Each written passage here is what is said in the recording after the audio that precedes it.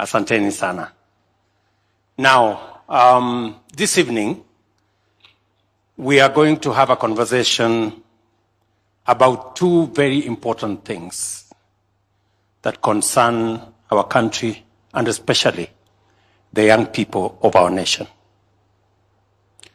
This evening, I came from the launch of Hustler Fund, second anniversary of the Hustler Fund. And I'm going to have a conversation about financial inclusion as first item. And number two, the most important aspect that every young person in Kenya is seized with, and that is jobs. So these are the two important things I want us to have a conversation about this evening. Let me start with the first one. So today we are marking the second anniversary of the Hustler Fund. I did make a commitment to the people of Kenya to do two things. Number one, to get millions of Kenyans who had been blacklisted under our CRB arrangement, and there were Kenyans who could not transact in the financial ecosystem because they had been blacklisted. I made a commitment that we will remove these Kenyans from that blacklist. I can say today with confidence that the 7 million Kenyans who had been blacklisted under the CRB ecosystem, we have removed all of them.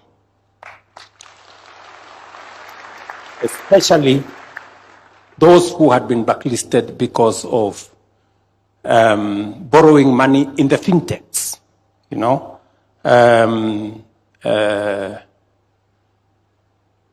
whole fintech ecosystem. The borrowing that many people here, because they borrowed 100 shillings, 500 shillings, 2,000 shillings, they were taken to a blacklist. But it didn't stop there. I also said, we are going to develop a financial product that recognizes that we have millions of people in our ecosystem that are not banked, people who have no security, people who have no collateral, and people who require financial support. They need 200 shillings, 500 shillings, 5,000 shillings, 10,000 shillings, but they don't have a logbook, they don't have a security, they don't have a title, and therefore, oftentimes, they never get any support. It is the reason why we launched the Hustler Fund. The Hustler Fund today has reached 24 million Kenyans. 24 million Kenyans have borrowed from the Hustler Fund. 8 million Kenyans borrow regularly from the Hustler Fund. 2 million Kenyans are very good borrowers on the Hustler Fund. The others are in between. So on the second anniversary, we got feedback from people who have been borrowing from the Hustler Fund. And they asked us 4 questions, which we sought to answer today. Number one, majority of them said, we want the limits, the borrowing limits enhanced. We have reached the limit, we want to borrow more.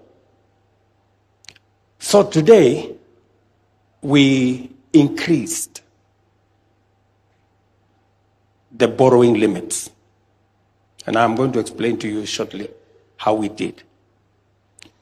The other thing we did today is to consolidate the collateral enterprise that even though you may not have a title, or you may not have a logbook, or you may not have a security, today, using the information we have gathered over the last 2 years, we can today, with the benefit of information, confidently assign borrowers in the Hustler Fund ecosystem a credit score. Just the same way Kenya has a credit rating. Every borrower and all other countries have credit ratings. We have also now decided that borrowers in the Hustler Fund ecosystem will have a credit score. So we have credit score ranging from A1, which is the best borrowers, people who pay on time, people who keep their records well, people who save, A2, A3, B1, B2, B3, C1, C2, C3, C3 being at the bottom. These are the people who, they are not too good in borrowing and paying. So they are down there. But they have a chance to improve their rating. So today, Kenyans, when you dial star 254 hash and go to Hustler Fund, and you have been a borrower in the Hustler Fund, today you will know what credit score you have. And that credit score is your new title, is your new logbook, is your new security. You can actually go to a financial institution and say, this is my credit score. And they will assess you accordingly because they know from the Hustler Fund, you are a good borrower, you are not so good a borrower, you are somewhere in between. And therefore, as I promised the people of Kenya, we are changing the collateral infrastructure. You don't have to have a title to be assessed for financial support. You don't have to have a logbook to a car. Your financial behavior is sufficient, and that is why you get a credit score. So every Kenyan in the Hustler Fund ecosystem will get a credit score tonight. That process is going on with our telcos. That's number one. Number two,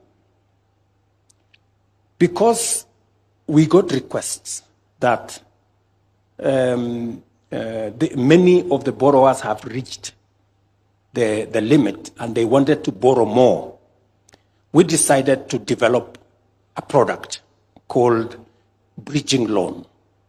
And today we launched that product where the good borrowers will triple their credit limit. For example, those whose limit is 50,000, from today they can borrow up to 150,000. Those who are at 2,000 will borrow up to 6,000. Those who are at 20,000 will borrow up to 60,000.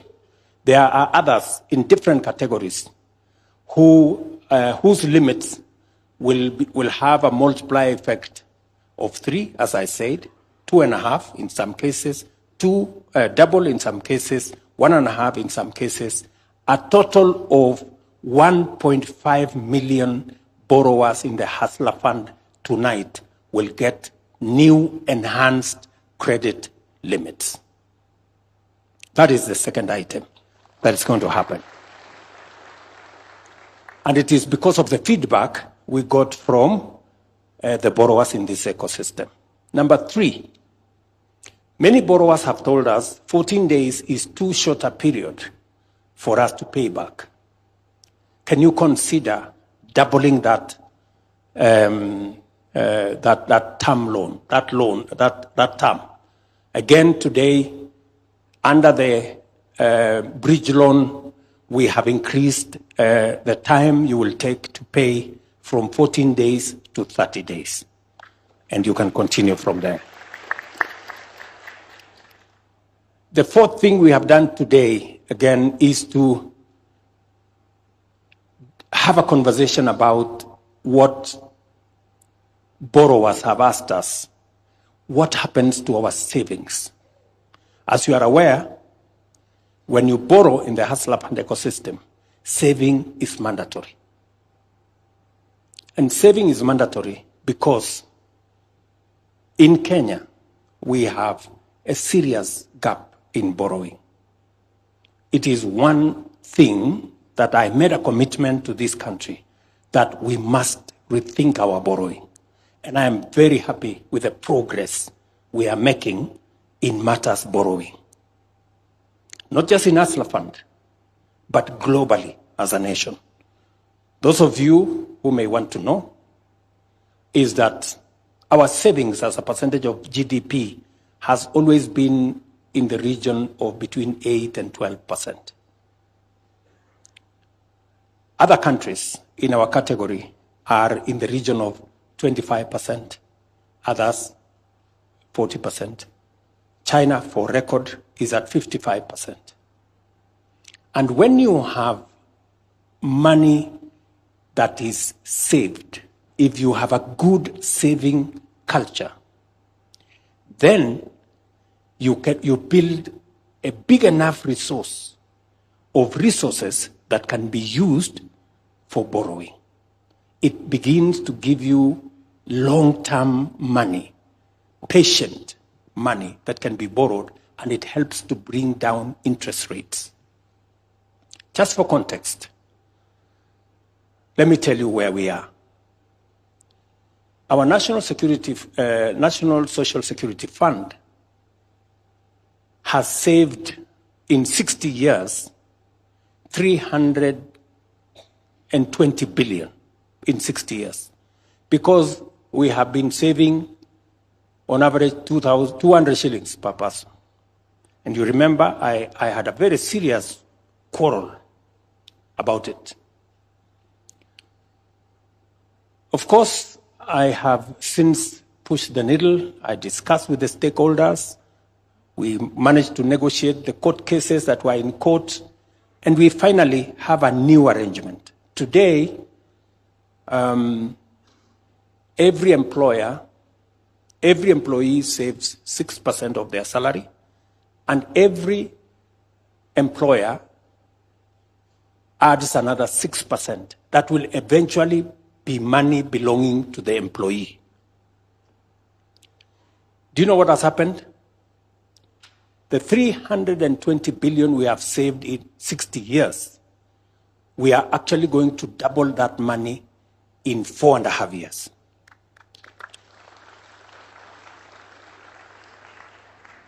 That is the kind of difference that savings is going to make. I just wanted to make that point so that I can come back to savings in the Hustler Fund. We have 3.5 billion shillings in savings under the Hustler Fund situation.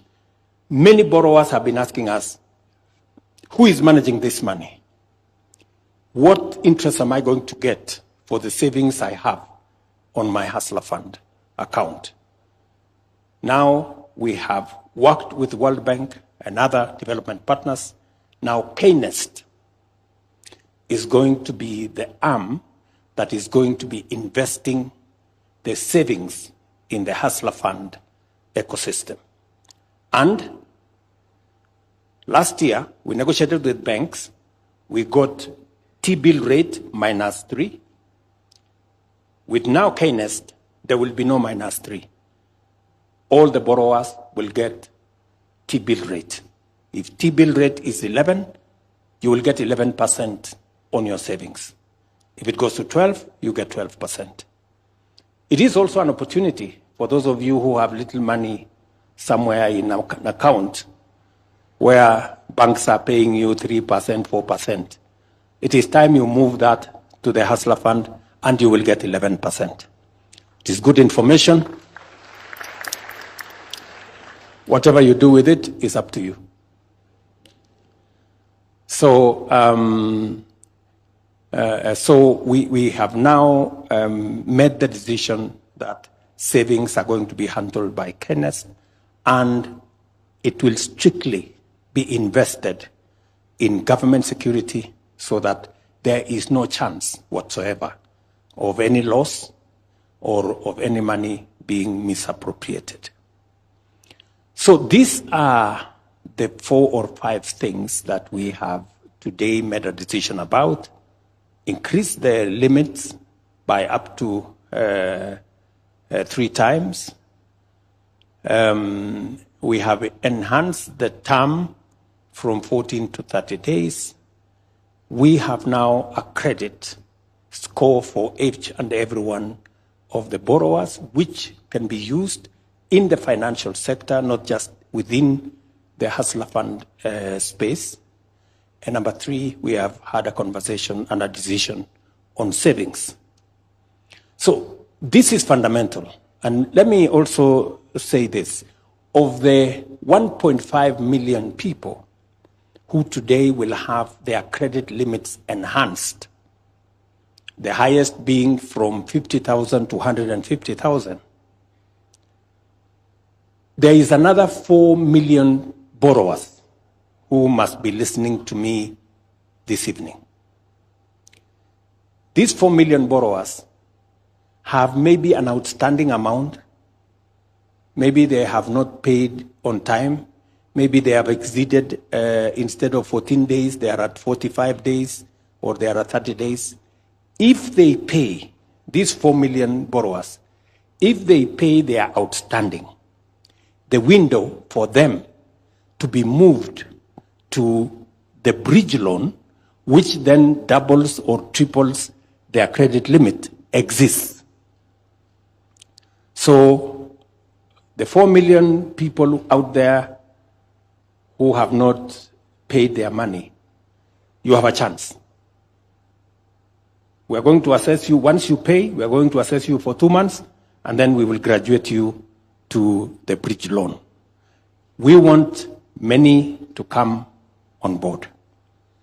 As you are aware, the whole Hustler Fund intervention was to remove the penalization, the blacklisting, the condemnation of people, but to give them a chance to improve on their credit rating.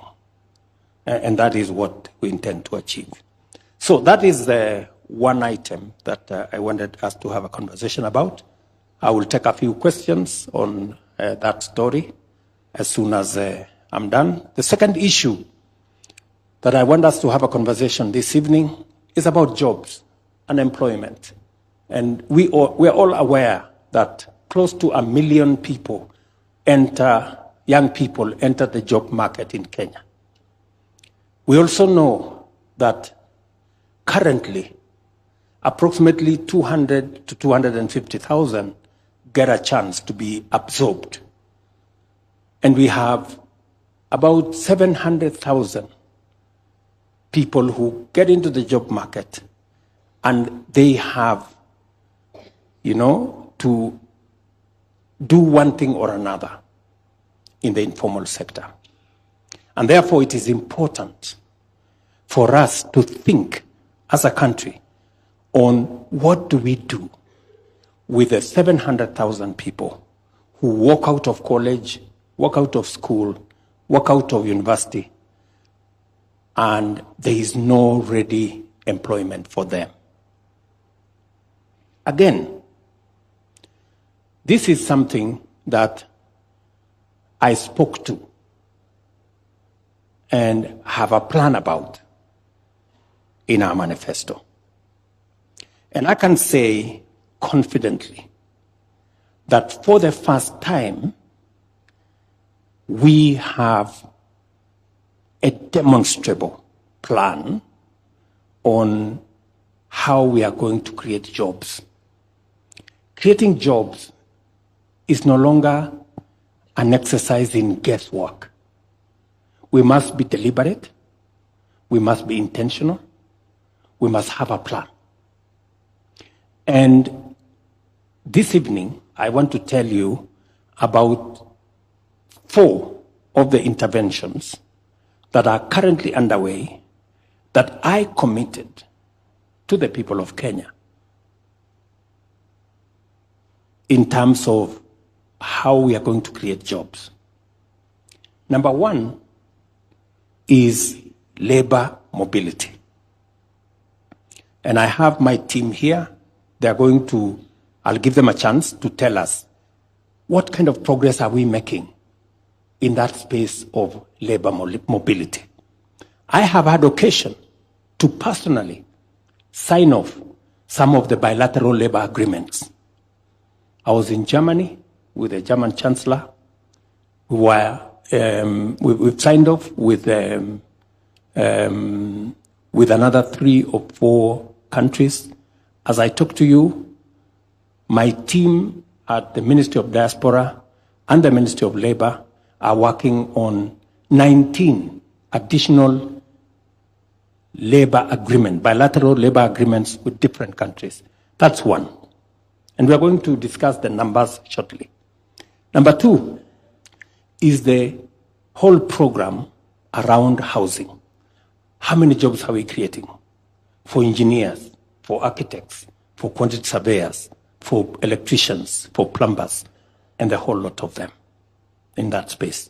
Number 3 is digital jobs. What are we doing in the digital job space? What are we doing with Jitume? What are we doing with Ajira program? What are we doing with all our TVETs? What are the numbers looking like? What is the 1,450 ICT hubs we are working with members of parliament to construct? How is that going to look? And shortly, we're going to share with you the numbers. And number 3, or is it number 4?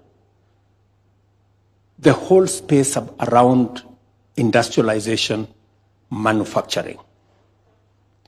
What is it that we are doing? Why have we rolled out 47 county aggregation industrial parks? Why have we rolled out 6 new special economic zones? What are we doing with our manufacturing sector? Why have we put in place a policy framework that stops us from importing all manner of things? How do we produce steel locally? How do we produce cement locally? How do we take advantage of our young people and stop importing furniture? How do we? Those are some of the policy interventions that we have passed through Parliament to build the capacity around our manufacturing, our industrial space. It is the reason, for example, that we put a levy on import of clinker. And as a result, we are producing clinker today in Kenya, we are exporting. Many companies that had closed down have now stepped up. It is the reason why steel, for example, I was in West Pokot a few months ago when we were setting up a huge plant for manufacture of clinker that will employ close to 5,000 people. Last weekend, I was in Taita Taveta. We have been, we have been mining iron ore and exporting in raw form. For the first time, we now are going to have a steel manufacturing facility in Kenya. And we will not be exporting raw materials of iron ore. We will be using it to produce steel here in Kenya. Again, because we have provided policy interventions. And our end game being creating jobs. It must be, as I said, deliberate, it must be intentional, and it must be something we can account for. So I could say one more thing, if you allow me, on BPO. On Wednesday, I will be signing into law the business bill that has just gone through Parliament, that now is going to provide a different space where we will now have the opportunity to encourage more companies. Many of you talk about Philippines and how they have managed to build their economy using BPO framework, and India for that matter. What has happened to us is that the law was very restrictive, and the law did not recognize BPOs as a job-creating enterprise. But the law we've just passed through Parliament now will encourage more companies. And I'm told in our midst, we have Somersaults. Are they here? Right. Those people there were taken to court, and they had real trouble. They really bothered me. Now I can report to you that we have changed the law. So nobody will take you to court again on any matter. Right? And I'm talking about Somersaults because they will tell us how many people they employ and what kind of trouble they were going through. And they were about to relocate most of their operations to Uganda because many of us were giving them trouble, and we didn't have the correct space. Thank you very much, good people. I'll give you a chance to say something later. And many other companies. So these are the two things I thought we should have a conversation about. And I will take some of your questions on these two items. I don't know whether we do it sequentially or we do it, maybe we do it sequentially. Let's start with Hustler Fund. I will take some questions on Hustler Fund. Yes, my good friend? Or there is somebody else? Yes? Excellency, my name is Vincent Oyugi. I'm the chairman of Gig Connect International.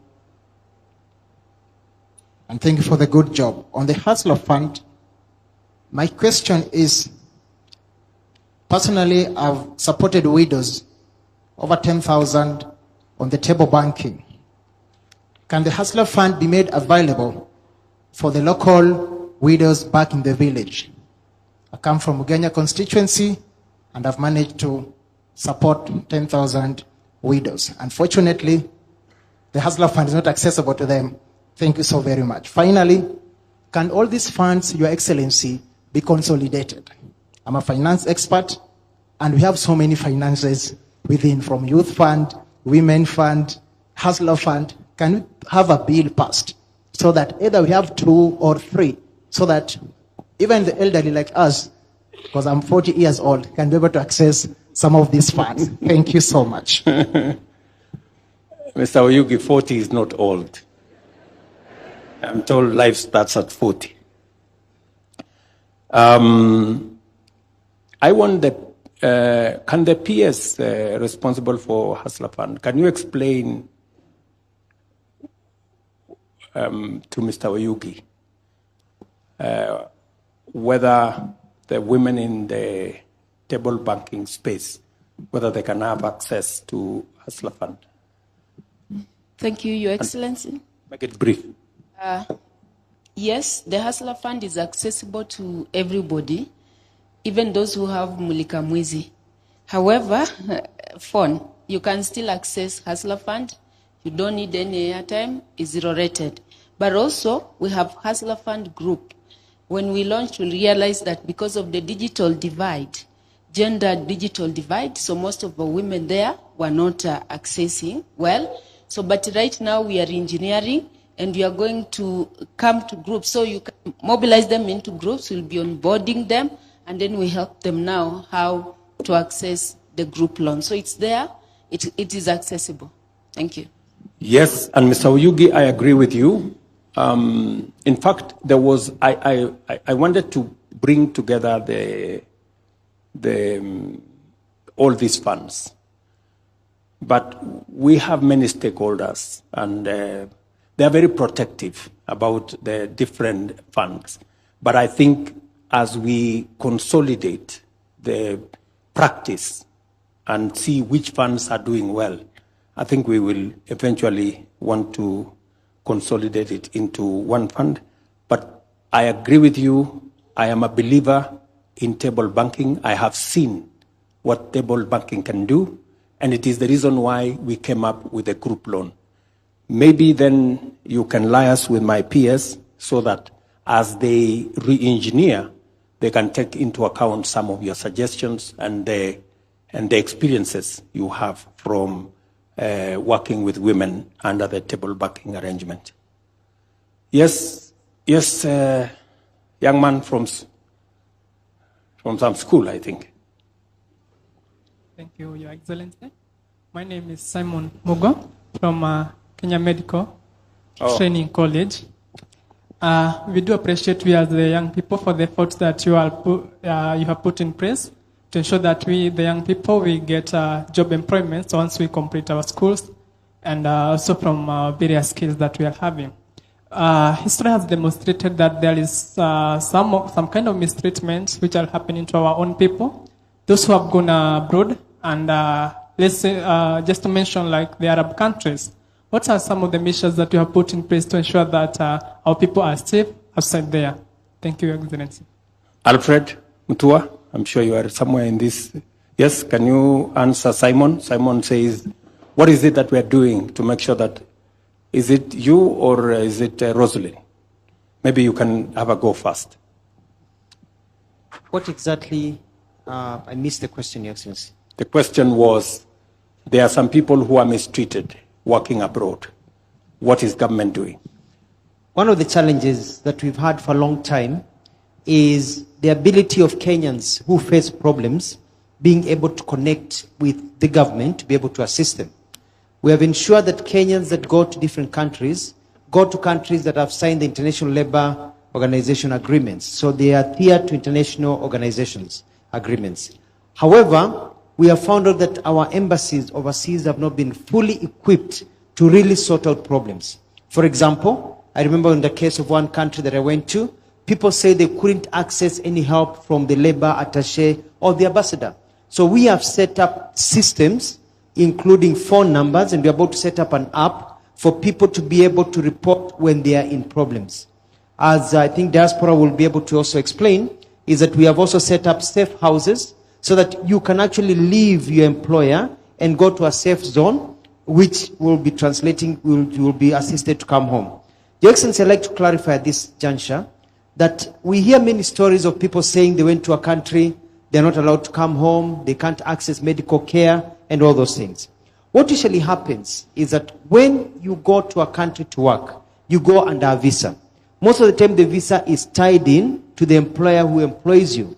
When you decide to move jobs and quit that job, and you go work in the street or go work for somebody else who's giving you more money, your visa gets cancelled. You are out of status. That means some of these countries, your medical care is tied to the employer. You cannot seek medical treatment from a hospital. When you go to the hospital, they arrest you and they ship you back home. So Kenyans, some of them don't want to be shipped back home. So we are trying to encourage Kenyans that before you quit your job, please talk to our labor attachés. Let us go through the process of seeing how you need to move from one job to another job. Yes, Excellency. Thank you. Rosalind? Rosalind, I think you have some information. Maybe you could just say something. Right. Thank you, Excellency. And to add on to what Waziri Mutua has said, as the Ministry of Foreign and Diaspora Affairs, we've set up structures in the diaspora to ensure that Kenyans who work in the diaspora are protected. That is usually within our ministries, within our Kenya missions abroad, so the embassy or the High Commission.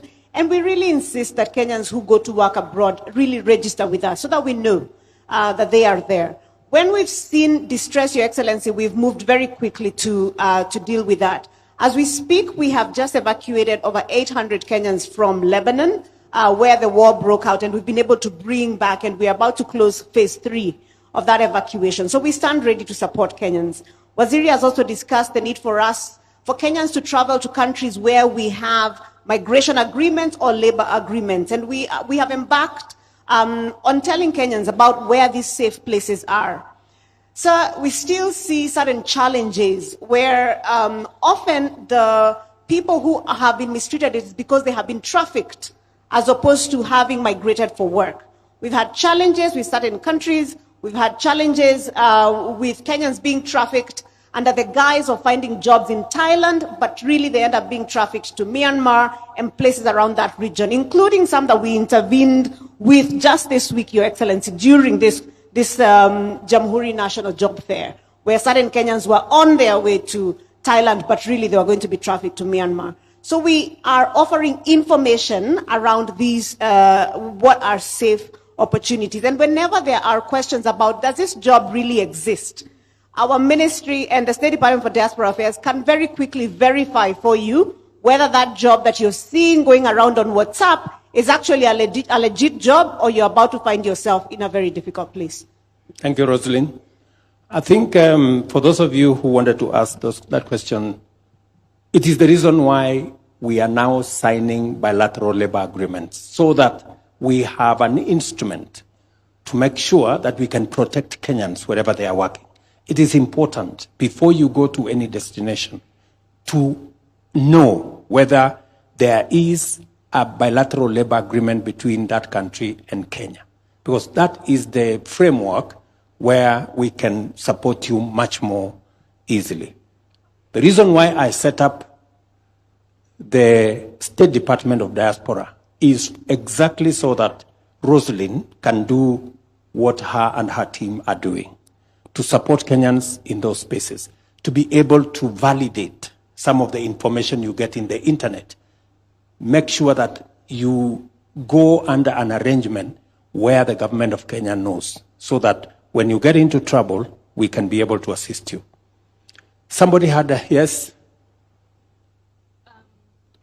Good evening. Good evening, Mr. Your Excellency. My name is Stacy Lumadi. I graduated in the Give her a working mic, please. Sorry.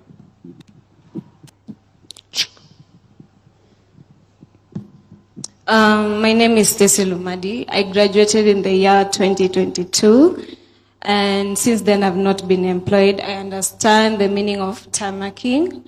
Currently pursuing Masters of Development in the University of Nairobi. And my question is on Kazi ya Maju. It's a good initiative, especially when you're looking at remittance impact on the economy. But there is a high processing fee for jobs, be it Qatar, be it Europe.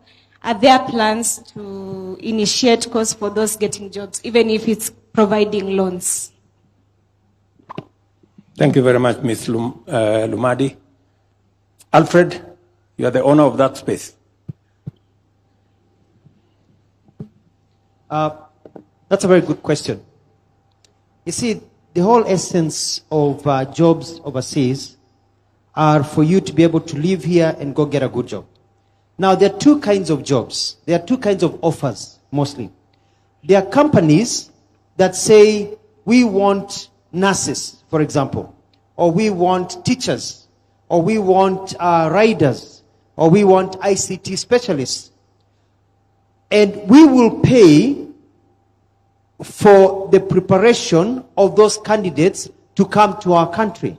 We will pay their medical fee, we will pay their air transport, we will pay money for them to do the necessary tests they need to do at the station and all that. And they pay for everything, and the agency that gets a job will probably charge you maybe 10 or 20,000 for their processing fee, or will actually be paid by those companies a service fee, so they don't have to charge you anything. And those are now 100% what quote unquote free. Those are fine in between. Then there are others who say, for example, in Australia, who say they want nurses. They can take our nurses from medical training college who have diplomas, because they're not allowed to work as nurses in hospitals. They can work in nurses at aged care, making approximately 500,000 shillings a month. But before they go, they have to do certain exams that the Australian government wants them to do. And if you add up the exams, including English test, it comes to over 100,000 shillings. Then they have to pay their ticket to Australia, about $1,500. And then they have to pay etc. So you find that if you want to go to Australia, the Australians say, we want you here, but we're not going to pay for you to get here. You get here, we'll give you the job. And they give you the job before you get there. So when you get there, but then now you have to come up with 250,000 shillings. So you don't have to go, but if you choose to go, then you realize how much you have to pay.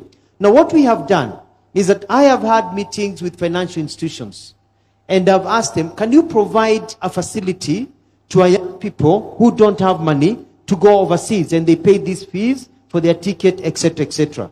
And they said yes, but we need surety. I said, I'll write you a letter. They said no, because what has happened in the past is that a Kenyan will get a loan. As soon as they get inside the plane, they block the person who gave them the money, and they don't pay back. So they have had that history. So I have told them, you can't ask for a title deed for somebody who lives in a slum, or who lives in towns where the fathers don't have, the parents don't have a farm or something, or they don't have a car. So we have agreed that they can come to your house and they can look at what you have, what your mother or father has. Uko na TV moja, uko na couch moja, and then they can cost it, and they say, we're going to give you a loan on this, as this as a guarantor. So that now, if you don't pay the loan, they take your mother's bed. So that will actually will help you actually process the loan. So we are trying many ways, and as the president has said, with the BLAs, we are pushing for companies that can actually pay for some of the costs, especially the cost of air transport, which are usually very high. Thank you. I think we have something else. Can PS SME say something? I think we have another ecosystem over here. Thank you, Your Excellency. In our ecosystem of MSME, we have Youth Enterprise Fund. And the Youth Enterprise Fund have a migration loan, labor migration loan. And the figures I have, they have processed so far 78 million and supported 354 young people. So this is available, but we are trying to see how do we even expand that ecosystem. Also urging our other agencies like Uwezo Fund.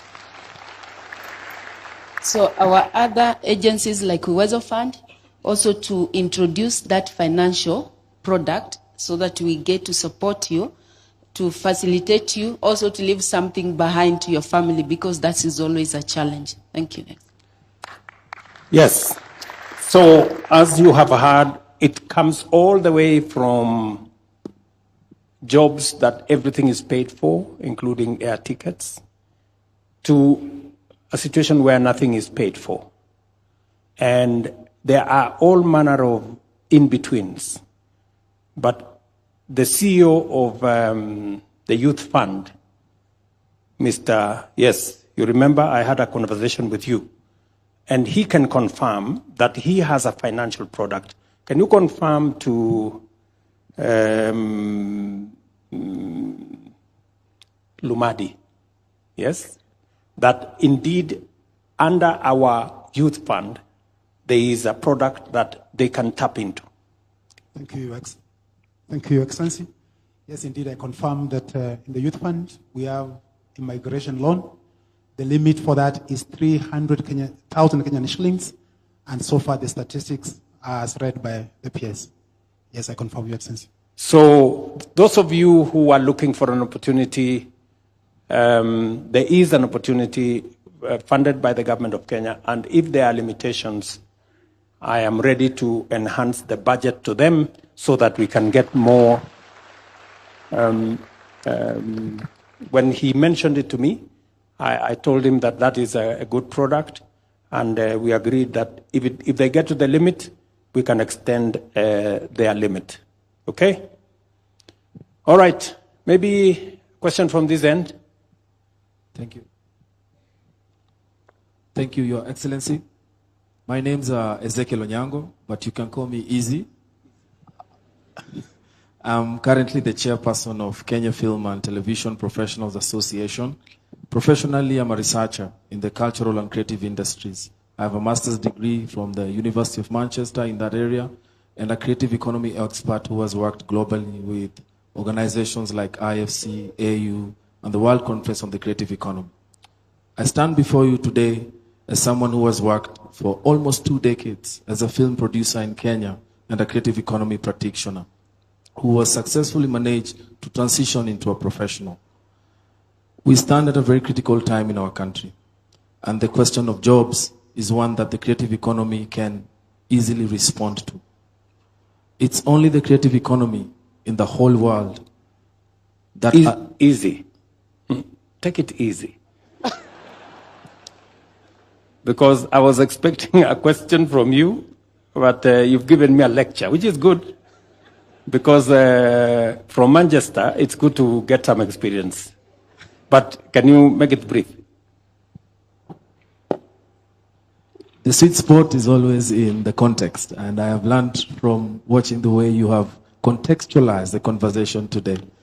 So I only thought it would be fair for me to put some context before my question, if you allow me, sir. Thank you. Bottom-up policies that promote the growth of talent-driven sectors like ours have been proven to work, especially in the creative economy, as we have witnessed in countries like Indonesia, where in 2023 they reported 4% contribution of GDP, which is equivalent to what the tourism sector has contributed in Kenya. While we appreciate the bottom-up strategy that you have, that has given us the State Department for Youth and Creative Economy, we as the creative industry experts feel like there is a tension where there is a bottom-up strategy but a top-down approach in implementation, where the industry has been left out, and that has left the State Department with systemic inefficiencies, and 2 years in, we are yet to even have a roadmap or a plan of how we can fix our systemic challenges. Before my question, I'll say to you 3 important areas that we need to address urgently as a country for the creative economy to respond. Number 1 is outdated policy frameworks, the case of old laws trying to tackle new problems. Number 2 is intellectual property. To every creative person, that is our title deed. That is our bargaining power. When IP is not protected, then we have nothing. And number 3 is the problem of piracy, the small endemic that has injured Kenya and no one speaks about. I can be able to demonstrate that in one financial year, Kenya loses close to 92 billion shillings because of piracy, both to government and industry. To my question, how does your administration plan, through the State Department, to resolve these issues inclusively, decisively, and set up a ground where these creative economies can grow and respond to job creation? Why I ask this question is, if we are not careful, there will come a time very soon where all the commerce that happens in the creative industry will happen overseas. Production will happen locally, consumption will happen locally, but the platforms in which we do our commerce will all be abroad. So what strategies can we put in place to ensure that creative technologies are integrated in the better plan to respond to IP challenges, the problem of piracy, and the problem of outdated policy frameworks? Thank you, sir. Thank you very much, my good friend.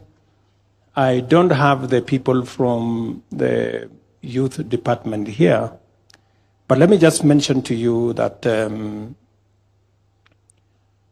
reason why I made a policy decision that the sports fund, which initially had been spread to cover many things, including building hospitals and building all manner of things, I said that must now stop so that we concentrate the sports fund on matters to do with sports and the creatives. That is policy direction number 1. Number 2, you have said correctly about outdated laws. It is the thing I was struggling with, even with the BPOs. And it's the reason why on Wednesday, we will be signing off to change the law in the employment space around the BPOs.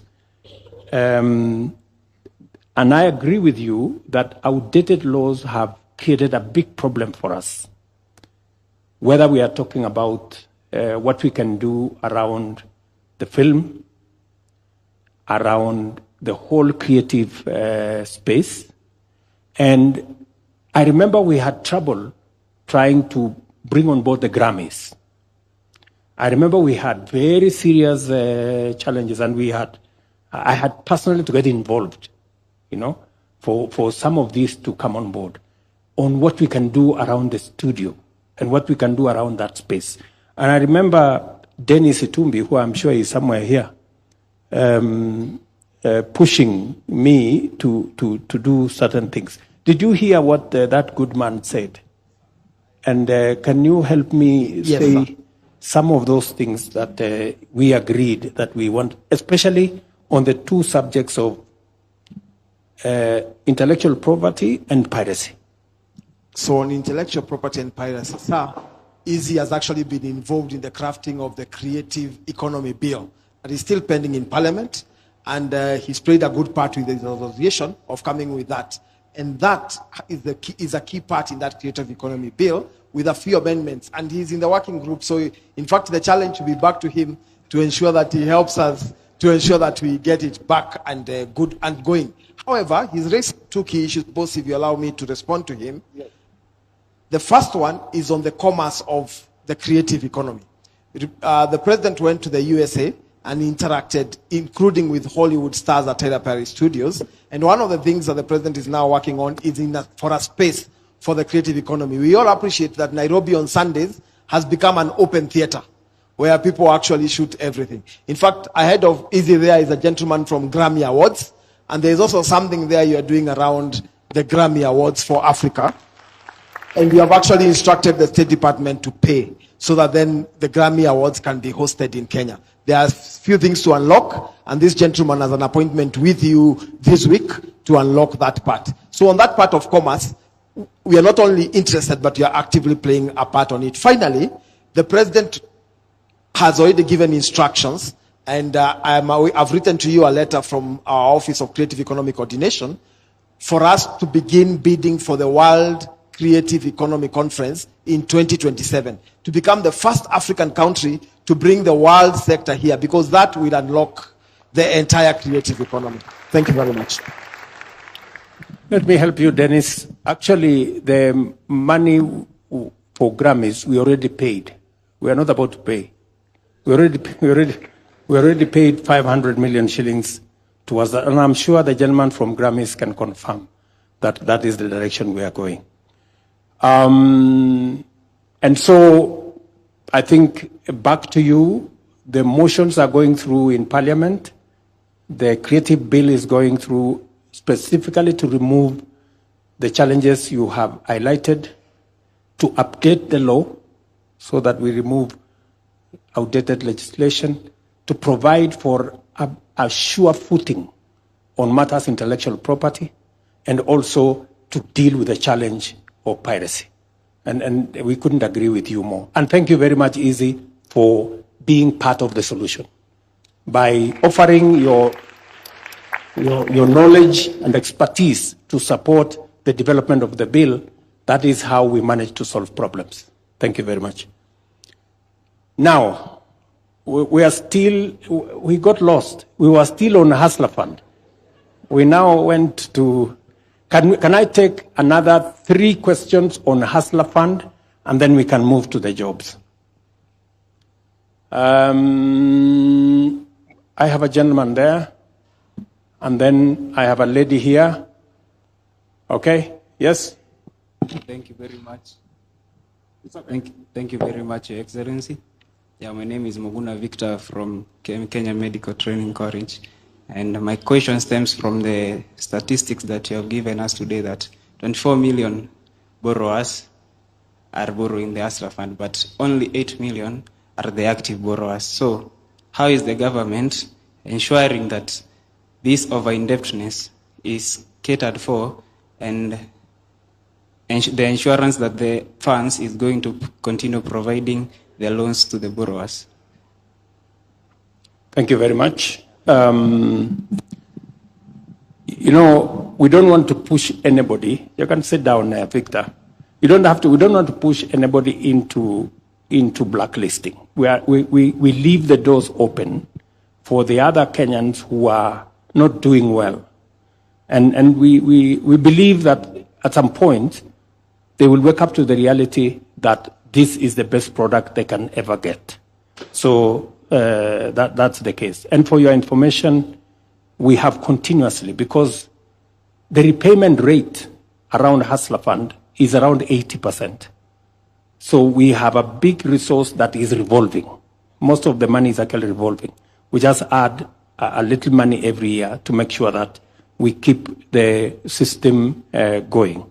So you shouldn't be worried about whether there will be adequate funds to make sure that there is money for borrowers to borrow. We already taken care of that. Madam?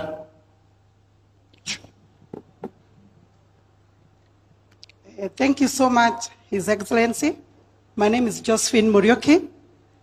I'm National Domestic Chair of an association called Association of Skilled Migrant Agencies of Kenya. I deal with the distress cases for all those girls who go out there and they have distress. And I'm also an agent. I'm a director of Samurai Recruitment Agents. I've been in this industry for the past 12 years. And first of all is to congratulate you because we've never heard of this or seen this before, of a president who is caring for our children. Especially me being a mother, I feel so bad when youth comes to my office looking for opportunities and I turn them away simply because they cannot afford the ticket to go out there. And we are pleading as agencies, Your Excellency, that we need to come up with the solution because once we bring this issue of our youths being denied funds to go out there, if we do interviews and they pass those interviews, we find that we are compromising the quality of our skills out there. And if I can attest, like I had attended Saudi Arabia HR Expo in 2023 and 2024. And this time, in the month of October, 27th to 28th, and we managed to secure a booth there, and we got those demands. And the biggest problem or the biggest challenges that we are having is that if the company out there, they are asking for these young people to pay for the freight, they cannot be able to pay for the freight or to manage to get the money to process their documentation, since simply because they have been out of school, they have loans like help loan, and it is good because you have come and you have come up with the solution. But the only thing we can say, or we can advise, or we can request you, Your Excellency, tembea kule nje, open those doors so that we can have more bilateral agreements. Tuache kutegemea na ordinary three markets. In our licenses, they are indicated very well that we can only deploy housemaids or house managers to Qatar, UAE, and Saudi Arabia. We have so many bilateral agreements that are in some of these desks that have not been signed. And the only solution that we can get here, it is by opening those bilateral agreements. Hata vijana wetu hawatahitaji kukopa hizo loans, because once we have more markets, our skills, we have more demands, and we will be able now to assist our youth. Thank you so much. Thank you, Madam Ryuki.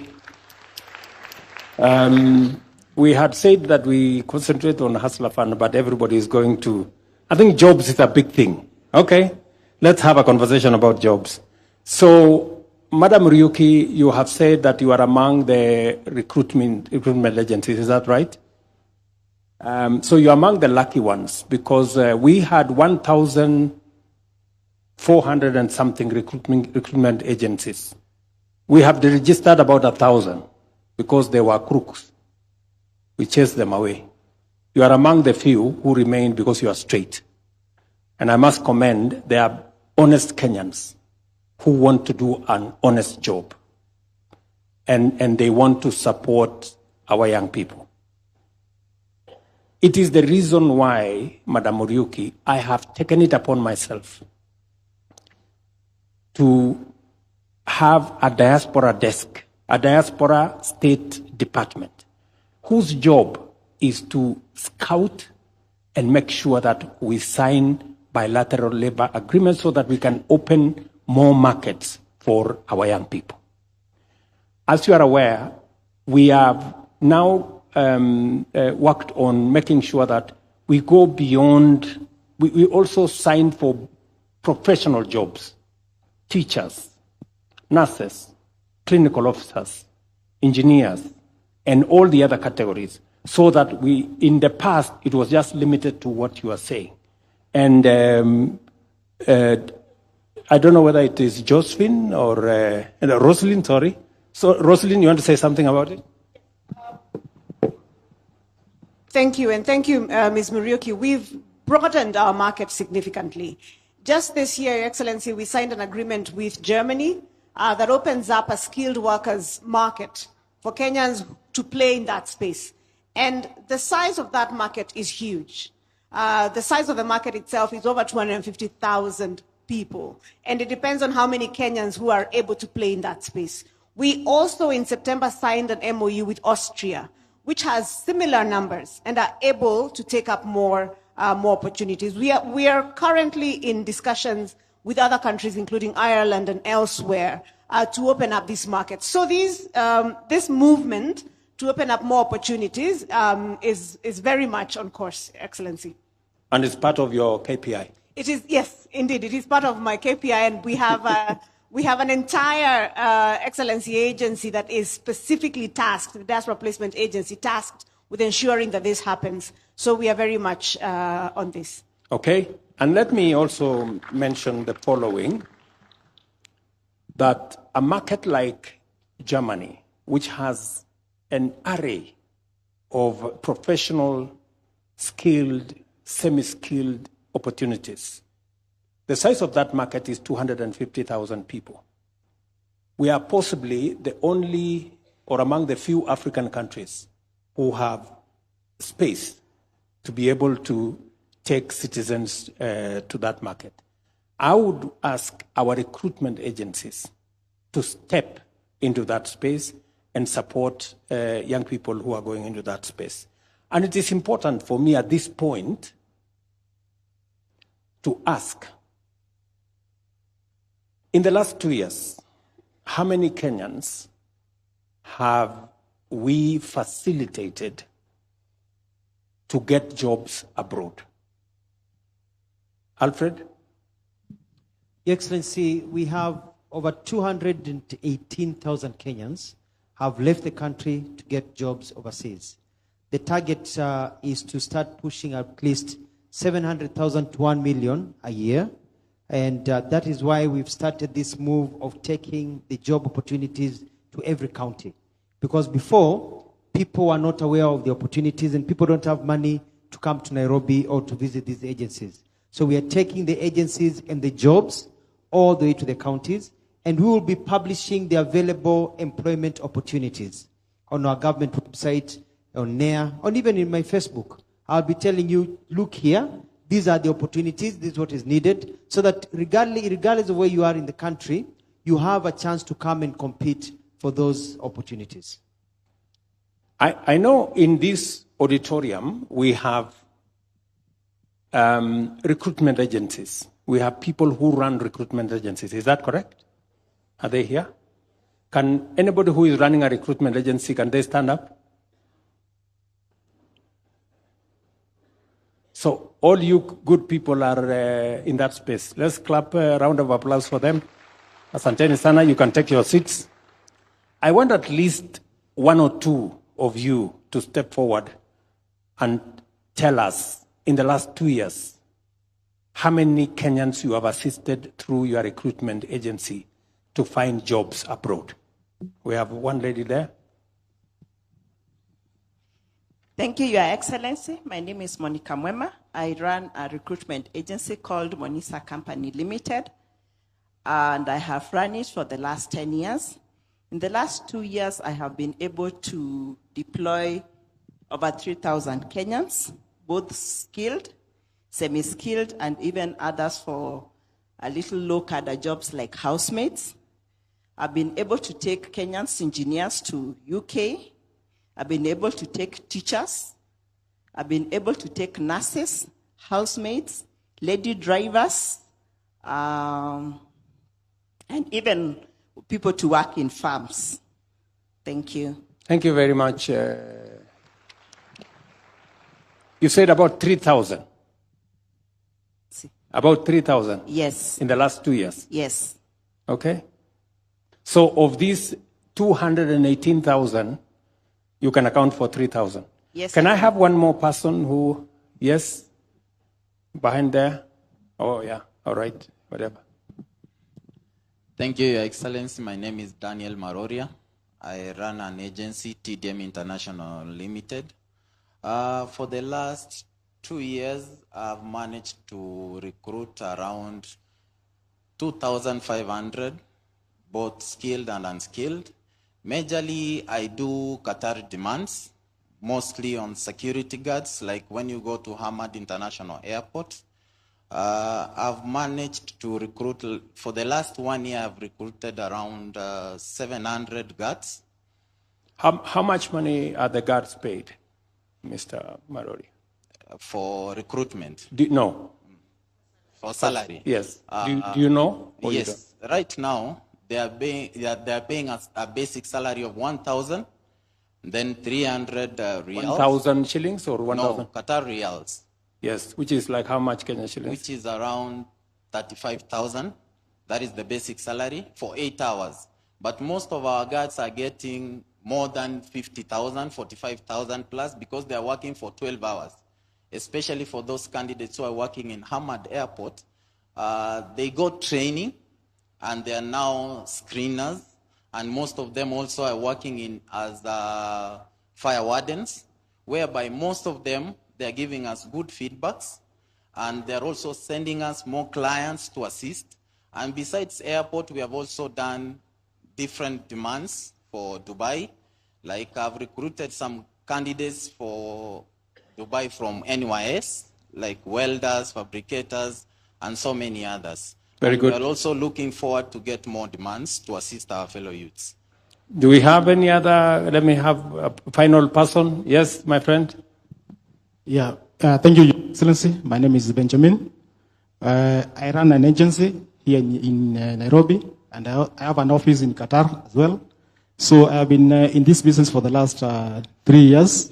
I have managed to take around 1,500 from Kenya to Qatar. Very good. As we speak, I want to say because of your effort, right now we have a recruiter or employer from German who has come here to look for doctors, to look for nurses, to look for people to work in hospitality. Are you assisting him? Yes, we are doing. Very good. Yes. So I can say that if anybody who has got the right qualification for those professions and has got a B1, which is the language required by Germans, we can get in touch with us. We can assist. Thank you so much. Thank you, Benjamin. Maybe let me listen to this lady, the final person here. Thank you, Your Excellency. My name is Caroline Njoki Murogo. My agency is Consult Center Limited. I managed to successfully deliver an order for teachers to Baltimore City sometime in July this year. And then just this week, my partners will be around for interviews for another probably 200 candidates who are ready, and subsequently got another order for about 2,500. So I'm looking at 5 years of delivering about 500 in every year. Thank you. Are these real numbers, Njoki, or? They are real numbers. Real people? Real people. Real Kenyans?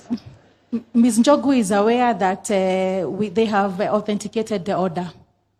You know, there is a spirit of Thomas in Kenya nowadays operating. I know, it's real. It's real. Thank you very much, Thank Njoki. you. Okay. So, from the numbers, I think Alfred has told us in the last 2 years, 218,000 Kenyans have gotten different jobs in different parts of the world. We have here men and women who have facilitated as recruitment agencies. The Ministry of Diaspora is here. They have worked with them to confirm and to make sure that Kenyans who are leaving Kenya to go and work elsewhere have the requisite government support, and if there is trouble, we can always find them to come back home.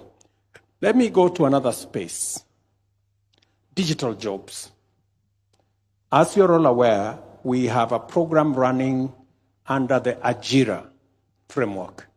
We have also the Jitume arrangement, and we have a whole plan around digital jobs. I want somebody from that space on digital jobs to give us the numbers. Do I have anybody here? Yes, tell us your name and where you work.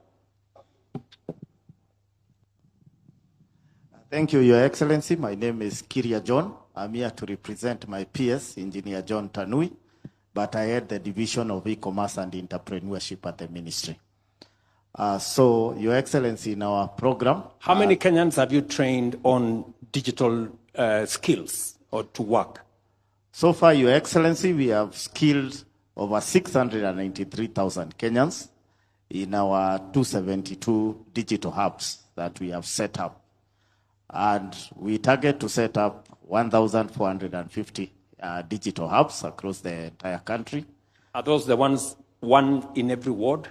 One in every ward. Okay. And we have, apart from just skilling them, we have also been able to facilitate job linkages of 182,000 of these skilled Kenyans. And apart from that, we are also undertaking a sensitization program, and that's where my PS and the CS and also the Prime Cabinet Secretary were in Kakamega County doing a town hall like this one to also sensitize the youth of the available opportunities in the digital job space. So we are also creating the awareness and how they can benefit. Okay, so within the 270 different hubs around Kenya that exist today, yes, even as we work with members of parliament and others to bring on board another 1,200 to make it 1,450 in different parts of Kenya, right? Yes, Your Excellency. So at the moment, you say we have 182,000 already doing jobs and earning from those jobs.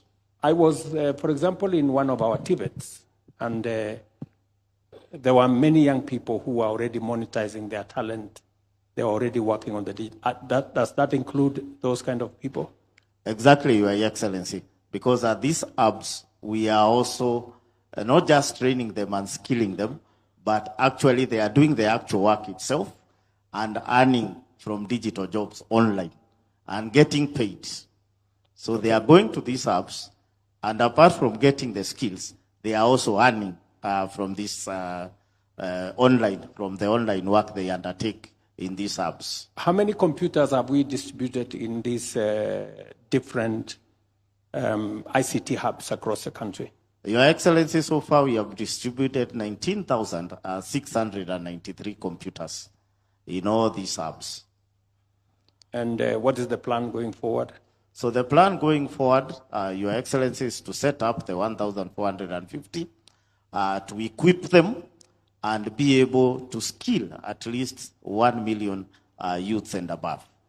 So the target is to move from the 180,000 currently who are engaged at different levels. Yes, Your and earning and monetizing their talent and their skills using the digital space. Yes, Your Excellency. And also to add on that... you want to scale that from 180,000 to a million? To a million, with all the hubs once we have already completed. With the ICT hubs? Yes, and also it's good to note, Your Excellency, that through also your leadership, we have been able to engage the OTTs, and now they are monetizing the content that these youth are also generating.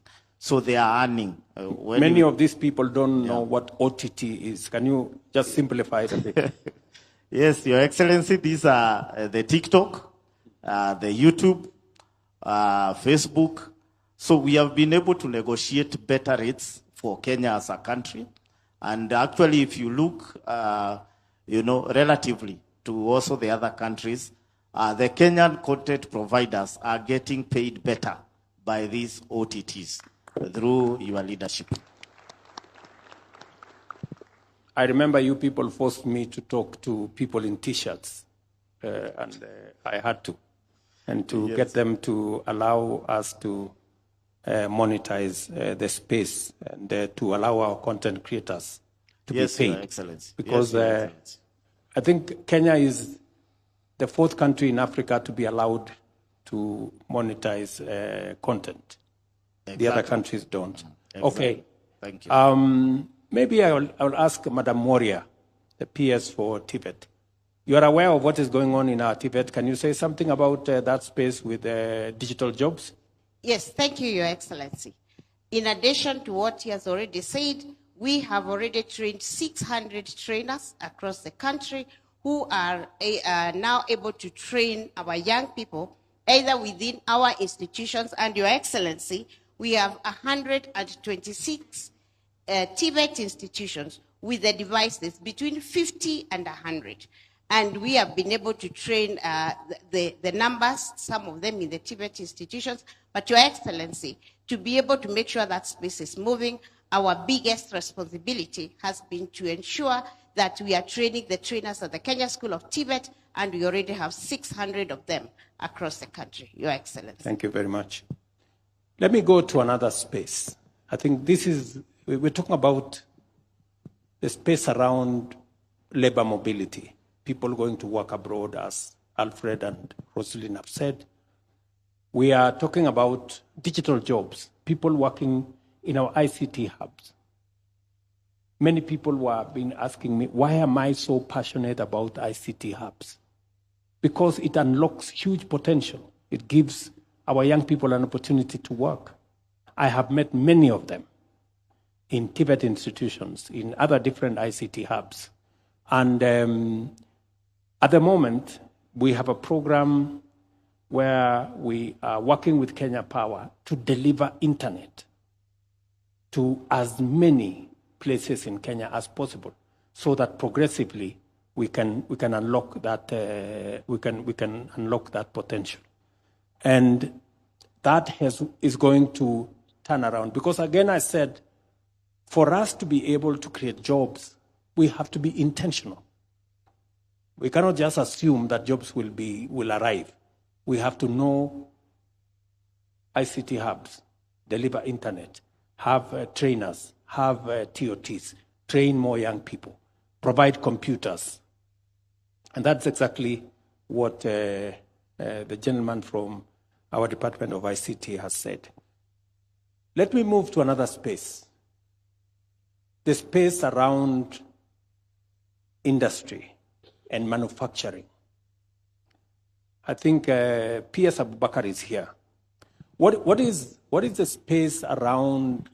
Why are we negotiating, for example, a new agreement with America on matters to do with textile? Why are we doing more special economic zones? What are the numbers like? Thank you, Your Excellency. I think, Your Excellency, your strategic shift or your strategic intent in all this is, first, is to subsidize production. 2 is to incentivize value addition. 3 is to expand the market. And 4 is to de-risk private investment.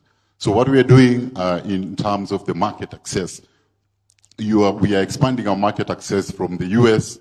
Now we have an economic partnership agreement with UK. Now we also have an economic partnership agreement with the European Union, so that we can have a lot of market access for our products. And one of the products which we have a competitive advantage in exporting is in the textile space. So, Your Excellency, in your special economic zones and extra processing zone program, where people can produce competitively to access this market, we've been able to create 10,000 jobs in that space, mostly in the area of textile and apparel. So let me allow now, just sit there, Bakar. I want the people from the business process outsourcing. I remember I went to Samasos up on Mombasa Road.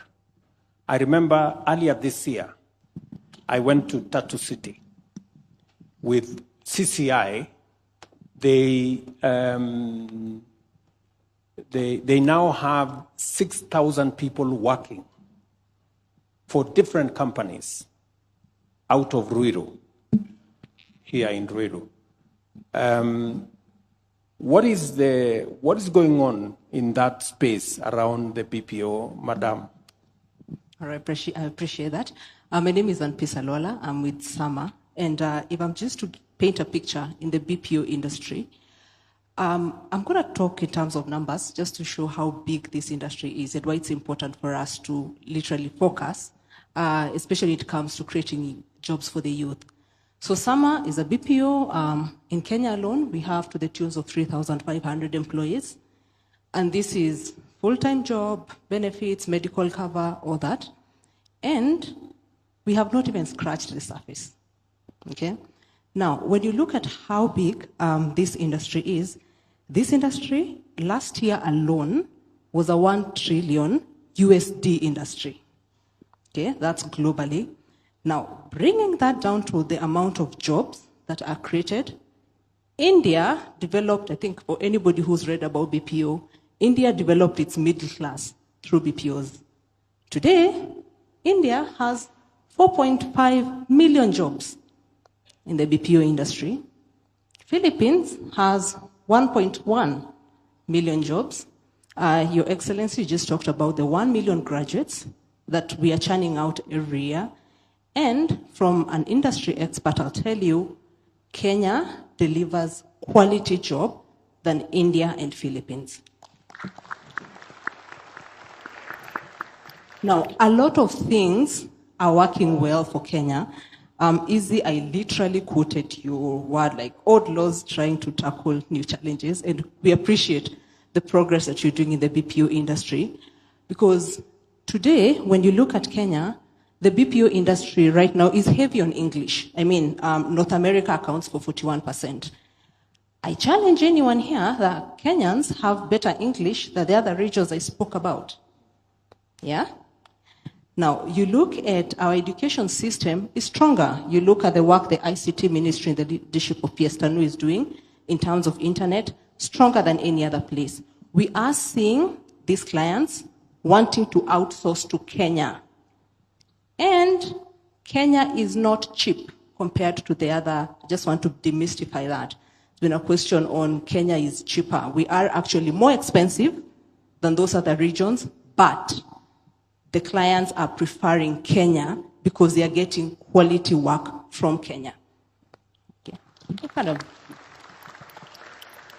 Now, today when you look at this sector, some alone we are at 51% women, 49% men, and our focus is on AI. You look at AI alone, AI is looking at 826 billion in the next 6 years. Now, I don't know about the rest of you, but I'm a strong believer of Africa deserves a seat at this table. Yeah? Kenya deserves a seat at this table because anybody who knows AI knows about AI bias. If you don't train it, it talks about what it thinks. I think I'm seeing you nodding. Because there are movies, you hear somebody who's talking Swahili and they are literally talking a different language. That is not Swahili. That is not what you want AI to do. Yeah. So, Your Excellency, I think just in conclusion, is just appreciating the initiatives around defining this space and defining a space in such a way that it's both good for the workers because, defines what is the criteria, what is the wage, what is all that around, but then also attracting more investments in this country. Thank you. Thank you very much. Again, our focus is in that space. The reason why we are spending 10 billion shillings to expand our internet connection is because people like Sama, require very strong internet because most of the time their workers work for clients outside Kenya. Number two is to make sure that the legislation does not impede companies that want to invest in Kenya in the BPO business. It is the reason why this year, as I told you, in Ruiru at Tatu City, we managed to get CCI to invest, and now they are hiring 6,000 Kenyans. They have given us a horizon of 50,000 if we do certain things in that space. And among the things that we are doing in that space is to straighten the law. Part of what I'll be doing this week, part of what we will be doing going forward is to align the law with the realities of the job market. It is not fashionable anymore that you go to work in an office in a tie. If you look at the people working at BPOs, they go there in a t-shirt. And you must not necessarily have all these other stories. So there is a way that we have to re-engineer our job space so that it is responsive to the requirements of the job market at the moment. So again, it goes to being deliberate and being intentional. These jobs cannot happen. They have to be made to happen. And I know I'm going to have a lot of problems with employers when I sign the law on Wednesday, because people don't want anything changed. They want everything to stay the way things have been forever. But we have to change. We have to move things. We have to move them in. I think we have looked at the 4 spaces that I had in point. Let me allow another 3 or 4. Maybe I'll start here. One person from here. This good man with a good beard. Thank you. Thank you, Your Excellency. My name is Jose Kasikoe, founder member of Jabali Africa, Grammy-nominated singer-songwriter, producer, and also I'm a voting member. So I want to go back to the music thing. I know you said you're talking about jobs, but the musicians are going to kill me if I come out of this space without mentioning that to the recruiters who are asking, who are doing the job thing. Music is a job too. Creative industry has a lot of jobs. So, and those can be exported too internationally. I'm an artist that has been eating from touring the world, and with our cultural attaches in our embassies, you can touch base with these festivals. Also in sports, we are world beaters, and there's a lot of meetings all over the world. That's also a job. There's talent managers. There's a lot of sections in the creative economy that we can find jobs in. So I didn't want to just get out of here without asking something to do with music and sports. Thank you very much. Thank you very much, my friend. Can I pick up one person? Yes, madam. I think you've had your hand raised for a while. Thank you, Your Excellency.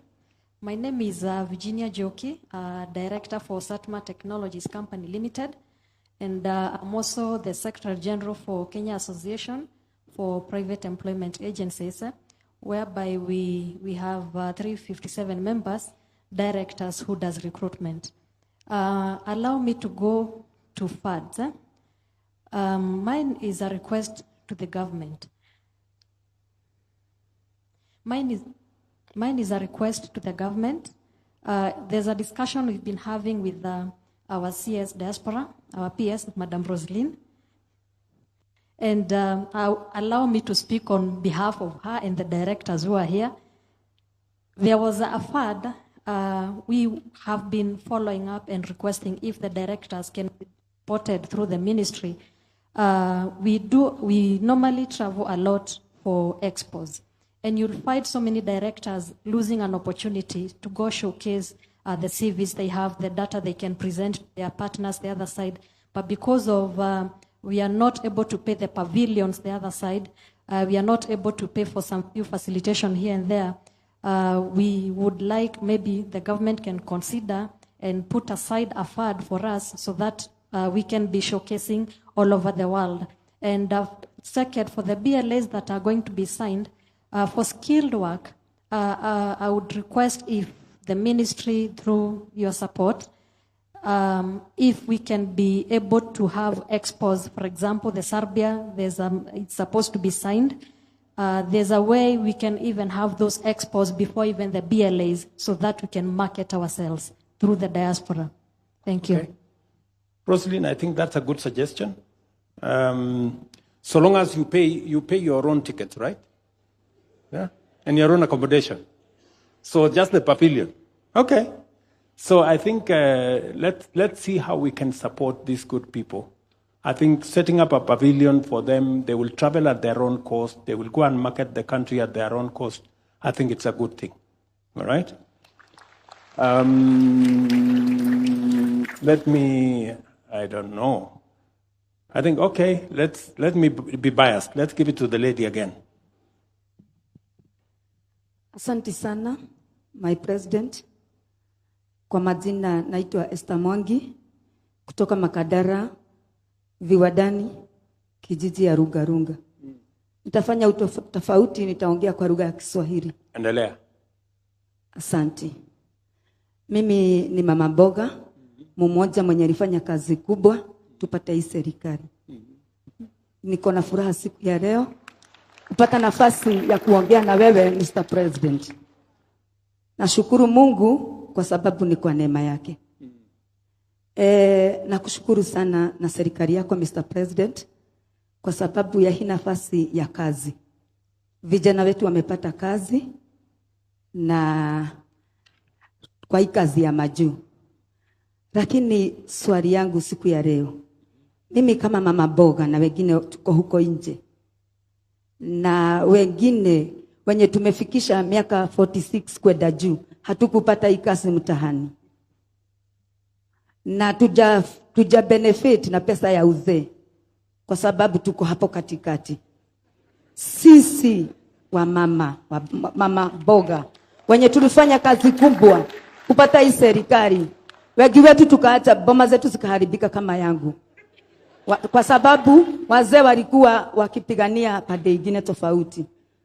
Tulikuwa na shida, mzee wangu alikuwa kwa mrengo mwingine, mimi nilikuwa kwa huu mrengo na ninashukuru Mungu. Swali yangu siku ya leo Mr. President, nikiwa nimesimama kwa hii congregation, nauliza aje. Mimi mtu ako na 46 mama boga, sijapata kazi kwa vijana, sija benefit kwa pesa ya uzee, sijaenda majuu. Niko wapi kwa hii kazi?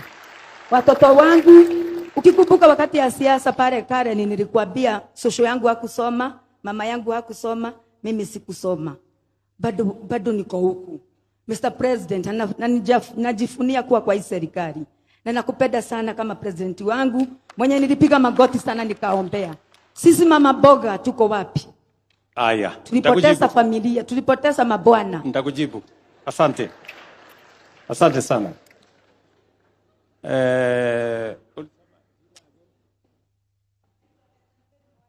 Esther. Asante sana Esther. Asante sana Esther. Asante sana Esther. Nitakwambia wewe kama mama mboga mambo 5. Ndio? Kwa sababu wewe uko na mtoto. Ndio? Si uko na watoto? Umebarikiwa na Mungu uko na watoto. So kama wewe hujapata kazi, ujipange ndio mtoto wako tupangane na yeye apate kazi. Si namna hiyo? Mtu wako hapo utapangana na yeye. Ako hapo. That is number 1. Number 2, unajua tulikubaliana ya kwamba mama mboga pia atafanya kazi mahali kuna heshima. Tutahakikisha tutajenga soko. Tuhakikisha kwamba kina mama mboga wanafanya kazi. As I talk to you, nikiongea na wewe, tunajenga saa hizi soko 200 Kenya ya kina mama mboga. And most of them are actually in the process of completion. In fact, nitauliza governor wa Nairobi, kwa sababu si unatoka Nairobi? Nitauliza governor wa Nairobi aniambie mahali tuko kwa hiyo mpango yetu ya soko. Ngoja kidogo Senator, Governor Sakaja, just you know, so number 1. So wewe uko hapo utafanya kazi mahali kuna heshima. Number 3, katika mpango yetu ya afya, mama mboga hakuwa kwa mpango ya afya kwa sababu NHIF ilikuwa ni number 1, watu wenye wanafanya kazi. Number 2, watu wenye wako na uwezo.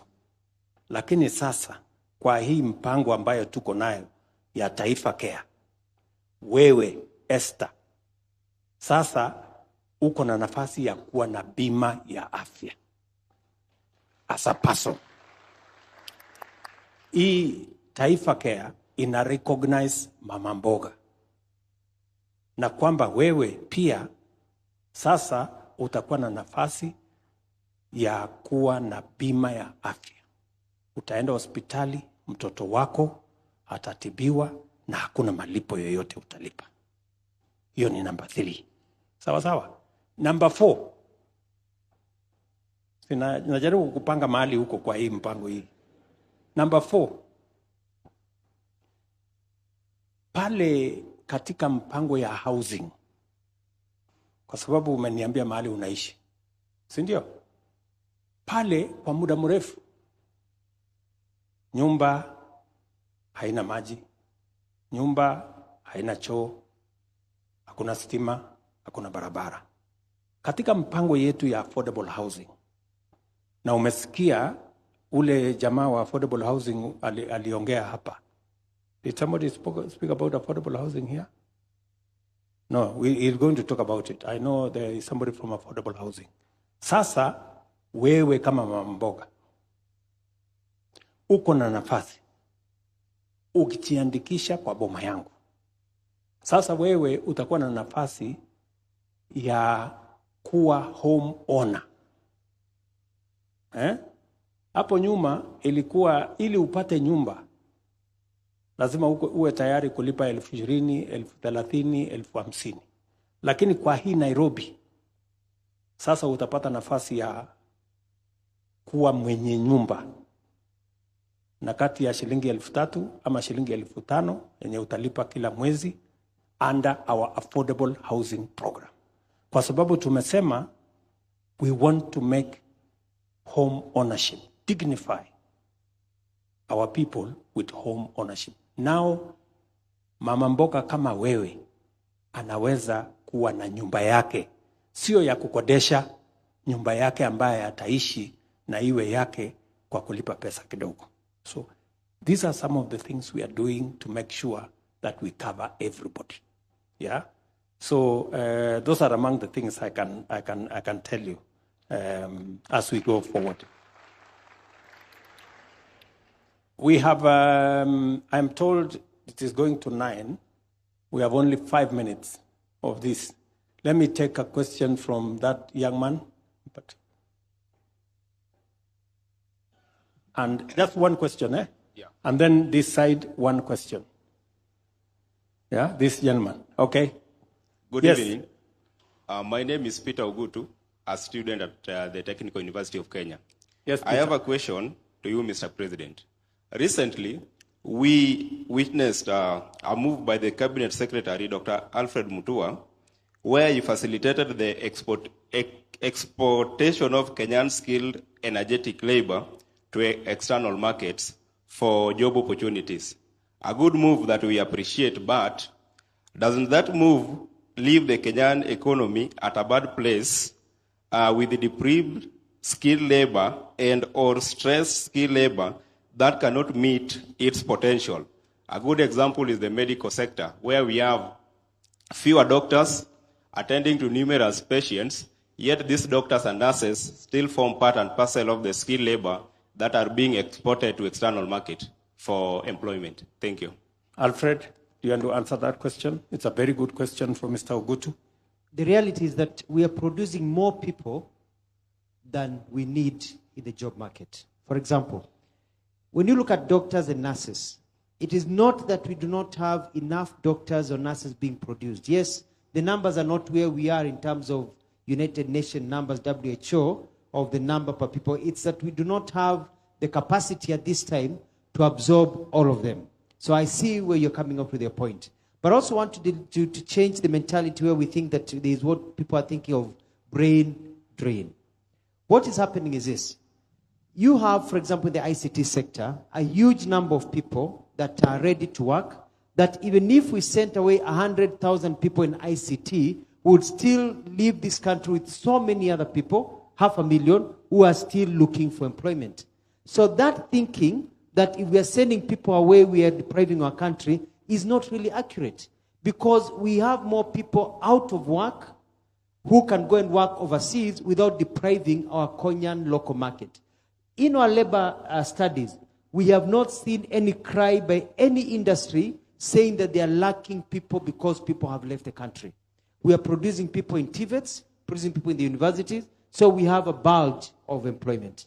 Your Excellency. Okay, can you address, there is also one question, Alfred, that people continue to say, are we going through a brain drain? Are we exporting our brain power? Or does it eventually amount to a brain gain? Can you explain that? What usually happens is this. If you look at the countries that have really developed very fast, you look at, for example, the example of Singapore, China, Malaysia, Indonesia. What they did, these tiger economies, was to ensure that their people who went and worked overseas came back home. We are calling this labor mobility because when you're going to work, it doesn't mean that you're going forever. You're going to work for 2-3 years and come back. What we have realized is that when you go overseas, you're able to gain skills. When His Excellency was in Germany, we're talking about Kenyans going to work to produce the German vehicles. So you go to Germany as an engineer, you produce the vehicles for 2 to 3 years, then you come back home. What happens? You're bringing back new talent. Kenya is actually getting brain gain. You're bringing new ways of doing things. When you talk to the construction industry, for example, construction industry are now looking for people who have worked overseas. If you are a plumber, if you are a mason, if you are an interior designer, and you have worked in Dubai, the big companies working in Kenya want to employ you because your skills are a bit higher than the market, than the population in Kenya that is competing with you for the job market, because you have gained new skills. When you go to the UK as a nurse, you go to the US as a doctor, and you gain new skills in those hospitals that you're working in the US or in Italy and other places. When you come back, you're hot cake because of the brain gain. Thank you very much. And I think just to buttress that point is that, the people going out, they are going out for short contracts. This is 3 years, maybe 5 years. After that 5 years, they come back home. And when they come back home home with added skills. They have gained experience. They have worked in a different market.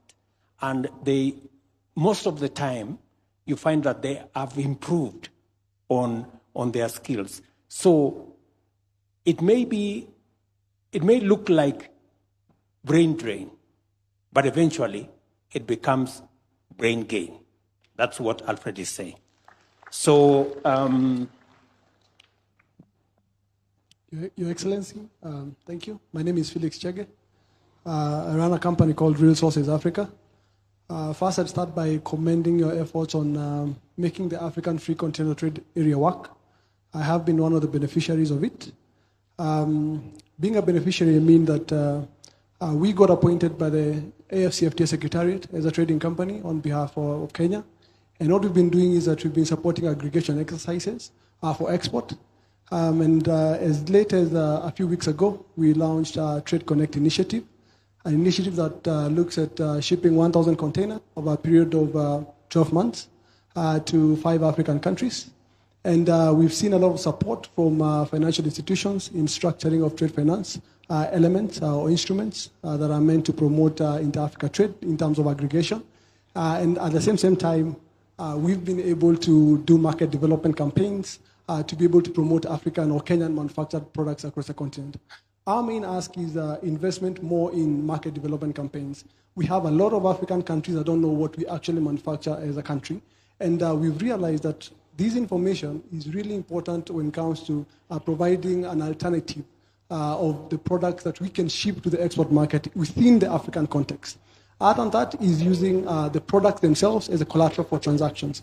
We've been able to work around an aspect of how can we get our manufacturers to use the products that they manufacture as a collateral when going to the export market. We're looking at, or our ask could be, how can we use the credit guarantee scheme that you have already initiated to convert it to be an export guarantee line that can be used by our manufacturers to be able to guarantee them payments after they ship their products. Other than that, I thank you for really looking into the protocol on youth and women in trade. And we've leveraged on that to be able to access a lot in terms of just opening doors at the Secretariat. I'm a 27-year-old, and I'm privileged to be among the people who represent this country at the Secretariat. Thank you very much, Mr. Chege. Just Chege. Thank you very much, Mr. Chege, for what you have said. I think you put it so well that you've given me some homework to do on some aspects. And I will take back the homework and see what we can do better. But congratulations on what you're doing on behalf of many young people in Kenya, taking advantage of the Africa Continental Free Trade Area. It's a market of 1.4 billion people, and Kenya needs to move full speed and take its space and place in that market so that we can better leverage the market infrastructure that exists in the Africa Continental Free Trade Area to benefit our own enterprises and our own people. Good people, it's 9 p.m. and I am told it has to stop. I know many people would have wanted to. But as you are aware, this has become now our way of transacting. So there will be another occasion for us to go through this again. Let me congratulate all of you. Thank you very much for taking time. I know all of us are busy people, for taking time to ask your questions, to seek the intervention, clarification. Thank you very much to all the teams that have participated here this evening. And my very best wishes as we work together towards creating opportunities for young people, for our nation. It will take effort. It will take collaboration. I know Sakaja was supposed to tell us something at the corner. Sakaja, do you want to say anything, or I can leave it there for now? Thank you very much. God bless you. Have a great evening. Asante. A round of applause for His Excellency as we stand. Thank you very much, Mr. President. At this point, we will request that we remain standing as His Excellency will leave at his own pleasure. Thank you very much once again, Your Excellency, for that great delivery. Thank you, sir.